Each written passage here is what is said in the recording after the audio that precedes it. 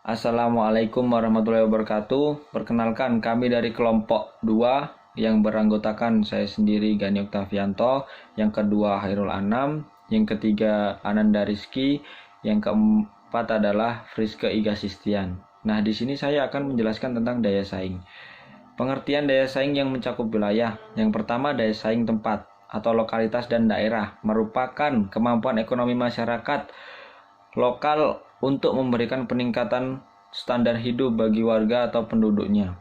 Yang kedua, daya saing daerah berkaitan dengan kemampuan menarik investasi asing eksternal dan menentukan peran produktifnya. Yang ketiga, daya saing daerah adalah kemampuan perekonomian daerah dalam mencapai pertumbuhan tingkat kesejahteraan yang tinggi dan berkelanjutan dengan tetap terbuka pada persaingan domestik dan internasional. Hal yang berpengaruh terhadap daya saing.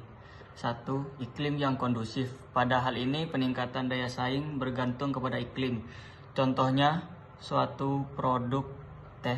Jika saja iklim tidak mendukung, maka daya saing di pasar akan menurun karena tanaman teh belum dapat diproduksi. Ini dikarenakan iklim yang tidak mendukung, bisa kemarau yang berkepanjangan atau ada sebab lain. 2. Keunggulan komparatif. Teori keunggulan komparatif merupakan teori yang ditemukan oleh David Ricardo. Menurutnya, perdagangan internasional terjadi bila ada perbedaan keunggulan komparatif antar negara. Ia berpendapat bahwa keunggulan komparatif akan tercapai jika suatu negara mampu memproduksi barang dan jasa lebih banyak dengan biaya yang lebih murah daripada negara lainnya. Adapun keunggulan kompetitif lebih mengarah pada bagaimana suatu daerah untuk menggunakan keunggulannya untuk bersaing atau berkompetisi dengan daerah lain. Sebagai contoh, Indonesia dan Malaysia sama-sama memproduksi kopi dan timah. Indonesia mampu memproduksi kopi secara efisien dan dengan biaya yang murah, tetapi tidak mampu memproduksi timah secara efisien dan murah. Sebaliknya, Malaysia mampu memproduksi timah secara efisien dengan biaya yang murah, tetapi tidak mampu memproduksi kopi secara efisien dan murah. Dengan demikian, Indonesia memiliki keunggulan komparatif dalam memproduksi kopi dan Malaysia memiliki keunggulan komparatif dalam memproduksi timah. Perdagangan akan saling menguntungkan jika kedua negara bersedia bertukar kopi dan timah. Akan tetapi dalam kerangka perdagangan kopi dunia, keunggulan kompetitif Indonesia akan lebih besar dibanding Malaysia untuk bersaing di pasar internasional. Sebaliknya, dalam perdagangan timah, Malaysia memiliki keunggulan kompetitif lebih baik dibanding Indonesia. 3. Keunggulan kompetitif. Seperti contoh di atas, keunggulan kompetitif Indonesia akan lebih besar dibanding Malaysia untuk bersaing di pasar internasional. Sebaliknya, dalam perdagangan timah, Malaysia memiliki keunggulan kompetitif lebih baik dibanding Indonesia. Dan yang selanjutnya adalah macam-macam dari strategi. Strategi dibagi menjadi 5 macam. Yang pertama adalah strategi intensif. Disebut sebagai strategi intensif karena dilakukan dengan mengarahkan berbagai usaha yang intensif dengan syarat perusahaan dapat memperbaiki posisi kompetitifnya dengan produk yang ada saat ini.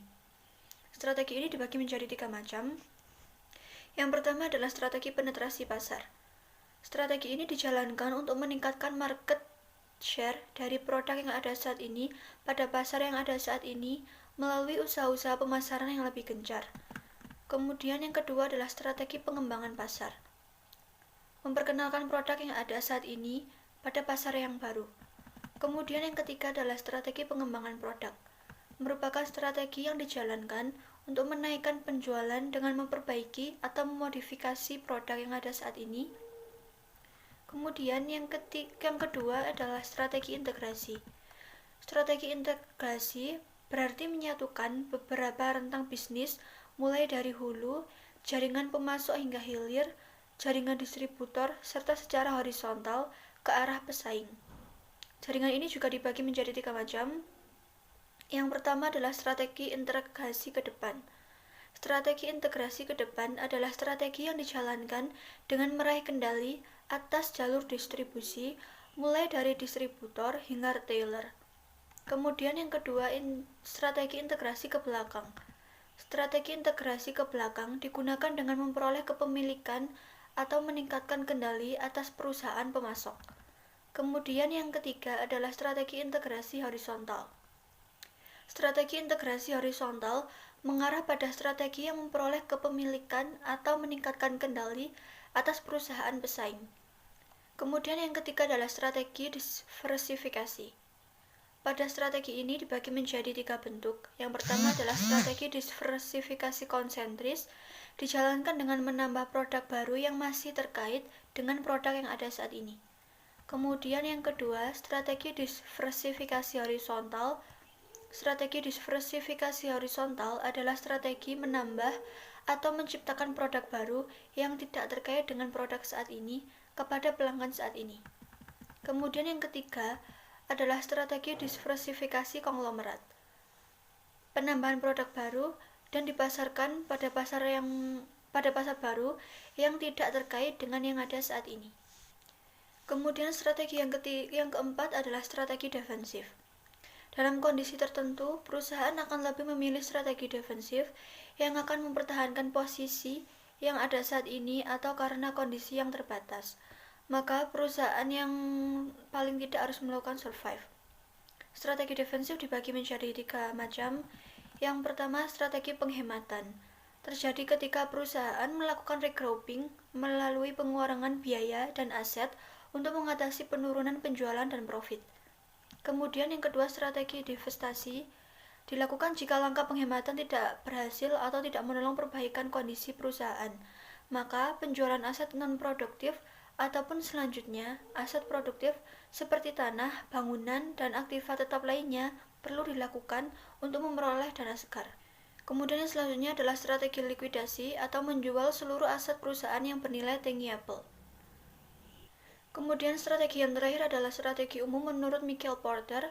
Menurut Porter ada 3 landasan strategi yang dapat membantu organisasi memperoleh keunggulan kompetitif, yaitu keunggulan biaya, diferensiasi, dan fokus. Di sini saya akan menjelaskan tentang faktor-faktor yang mempengaruhi produktivitas. Yang pertama adalah faktor teknis. Faktor teknis adalah faktor yang meliputi penentuan lokasi, tata letak, dan ukuran pabrik atau mesin produksi yang tepat, penggunaan mesin dan peralatan yang benar, teknis penelitian dan pengembangan, serta penerapan komputerisasi dan otomatisasi pada produksi yang bersangkutan. Jika perusahaan menggunakan teknologi terbaru dengan tepat, maka produktivitas akan semakin tinggi. Yang kedua adalah faktor produksi. Faktor produksi adalah faktor yang meliputi perencanaan, pengkoordinasian, dan pengendalian produksi, penggunaan bahan baku yang berkualitas baik, serta penyederhanaan dan standarisasi proses produksi. Jika semua faktor produksi dapat berjalan dengan baik, maka akan meningkatkan produktivitas. Yang ketiga adalah faktor organisasi. Faktor organisasi adalah faktor yang berkaitan dengan jenis organisasi yang digunakan, pendefinisian dengan jelas otoritas dan tanggung jawab setiap individu dan departemen, serta pembagian kerja dan spesialitas terhadap pekerjaan yang dilakukan. Berikutnya yang nomor 4 adalah faktor personil. Faktor personil merupakan faktor yang secara langsung mempengaruhi produktivitas sebuah organisasi. Individu atau tenaga kerja yang tepat harus ditempatkan di posisi yang tepat pula. Tenaga kerja yang lulus seleksi harus diberi pelatihan dan pengembangan yang tepat, serta pemberian kondisi dan lingkungan kerja yang baik. Individu yang telah menjadi karyawan ini harus termotivasi dengan baik secara finansial maupun motivasi non-finansial. Kemampuan pekerjaan, kesempatan pemberian saran atau pendapat, dan kesempatan untuk dipromosi jika secara langsung mempengaruhi produktivitas kerja suatu organisasi. Yang kelima adalah faktor finansial atau keuangan. Keuangan merupakan darah dari sebuah bisnis. Oleh karena itu, harus terdapat perencanaan dan pengendalian keuangan yang baik terhadap keuangan atau modal kerja. Penggunaan modal atau pemborosan keuangan harus dihindari. Manajemen harus memperhitungkan dengan baik pengembalian atas modal yang mereka investasikan. Keuangan yang dikelola dengan baik akan meningkatkan produktivitas suatu perusahaan atau organisasi. Faktor yang terakhir adalah faktor manajemen.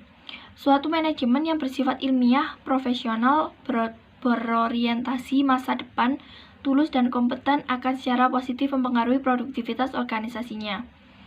Manajemen yang dapat mengoptimalkan penggunaan sumber daya yang tersedia untuk mendapatkan hasil yang maksimal dengan biaya terendah. Penggunaan teknik produksi terbaru, pemberian lingkungan kerja yang baik, dan selalu memotivasi karyawannya akan secara signifikan meningkatkan produktivitas organisasinya.